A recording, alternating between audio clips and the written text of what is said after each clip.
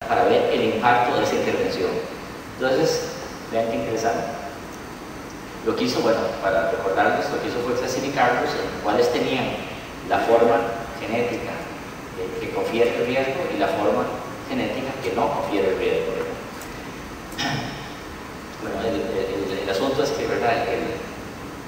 La razón por la cual la parte psicofisiológica o bioquímica por la cual el receptor 4 de dopamina tiene que ver con oposición desafiante es porque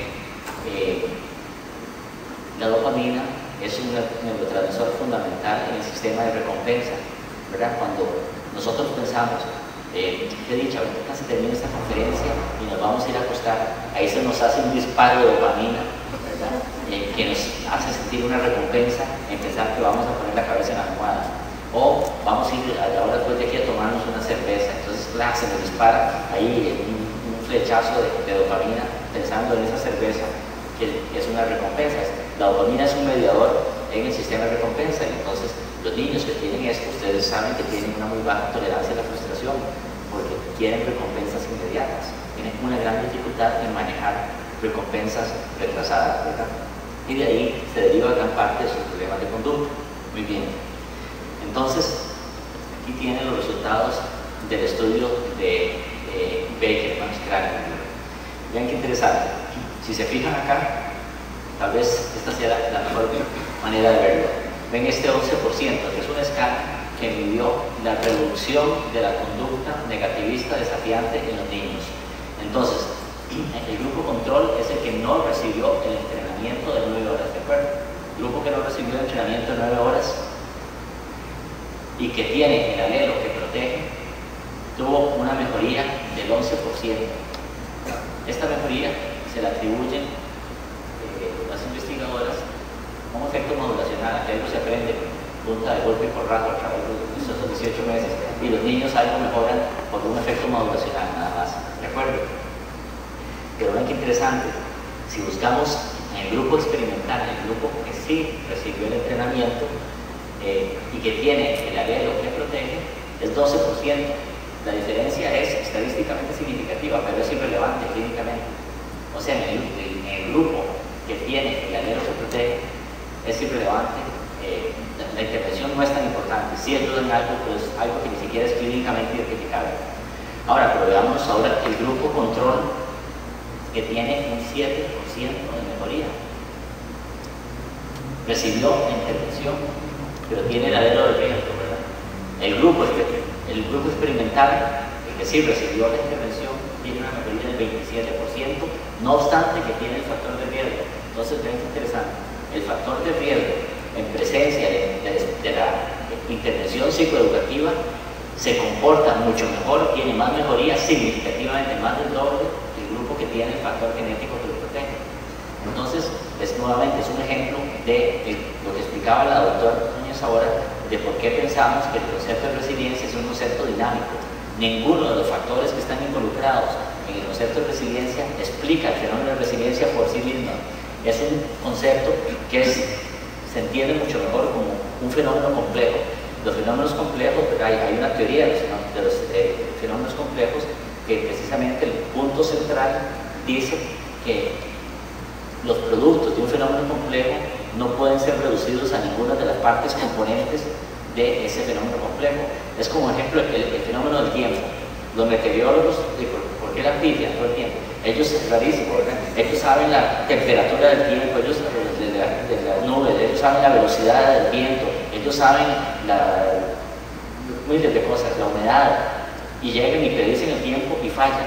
¿Por qué? Porque el fenómeno meteorológico es tan complejo que las partes componentes que se conocen no pueden explicar fácilmente el resultado. Es igual que eso ocurre con otros fenómenos complejos. Uno de los fenómenos más complejos, más interesantes, es el fenómeno de la conciencia.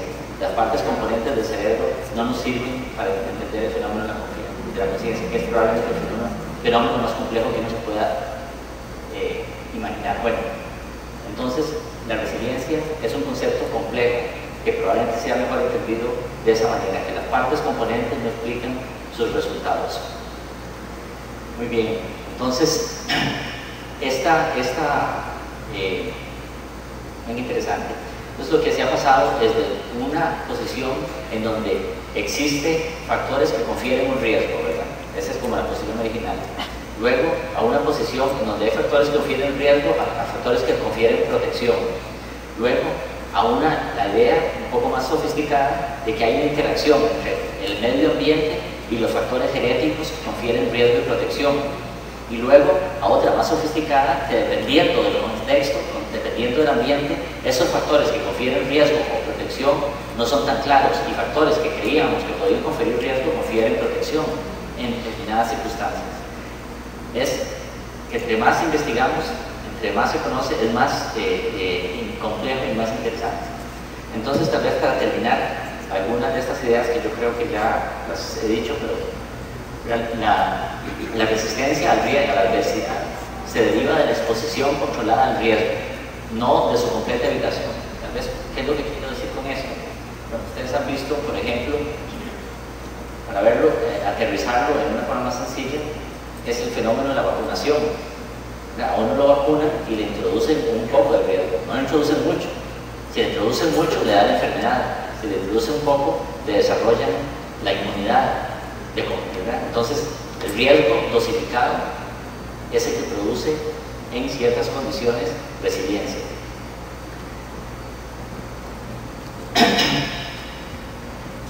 El otro concepto es el que acabo de decir.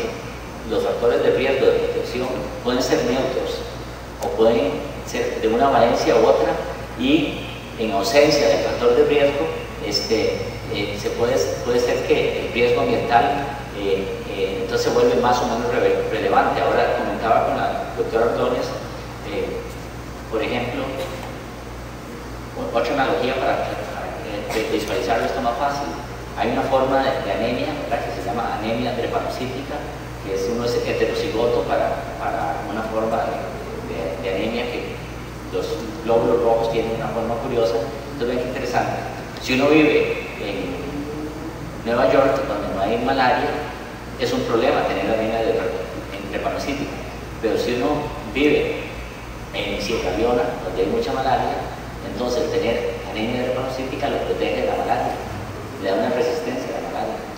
Bueno, hay equivalentes psicológicos de la malaria, ¿verdad? Como hemos visto en el caso de los estudios de Beckett, en donde un factor que podría ser de riesgo se convierte de protección en determinado contexto o en determinado estímulo, ¿verdad? Por eso es que entonces ya no pensamos tanto en términos como de factores de riesgo o de protección, sino como formas de adaptación, ¿verdad? Lo que en inglés llaman coping, formas de adaptación psicológicas o fisiológicas que son probablemente las que puedan conferir cierta resistencia o resiliencia. Y luego, terminando con lo que empezamos, con la historia del doctor Michael Lewis, es interesantísimo. Personas que han estado en circunstancias de alto riesgo y han crecido con grandes dificultades durante la niñez y la adolescencia, en la vida adulta pueden tener puntos de quiebre, puntos de inflexión, y su vida toma un curso favorable a partir de ese punto. Por ejemplo, eso se ha estudiado y se ha visto en personas, por ejemplo, que tienen una vida sumamente adversa e ingresan al ejército. No es por estar en el ejército, es porque estar en el ejército les permite tener una mejor educación y les permite mantenerse, por ejemplo, alejados de conductas delincuentes durante periodos críticos en donde la conducta delincuente se presenta. Se ha visto en las personas que se casan y que tienen factores de alto riesgo, que una vez que se casan, cuando logran establecer matrimonios estables, sus vidas tienen un vuelco hacia una adaptación muy positiva. En fin, es muy interesante. Esto no es un asunto de niños. La resiliencia puede desarrollarse en la vida adulta también, y en la vida adulta relativamente avanzada. Y los mecanismos de la resiliencia pueden ser complejos, digamos. La resiliencia podría ser limitada, podría ser debilitada, porque se alteran, digamos, programas biológicos, lo que podría ocurrir en casos de abuso, maltrato muy severo, en donde se produce un estrés excesivo, y el cortisol, producto de ese estrés excesivo, tiene un efecto tóxico sobre los lóbulos prefrontales, y entonces hay un daño importante a las funciones ejecutivas superiores. Vamos, podría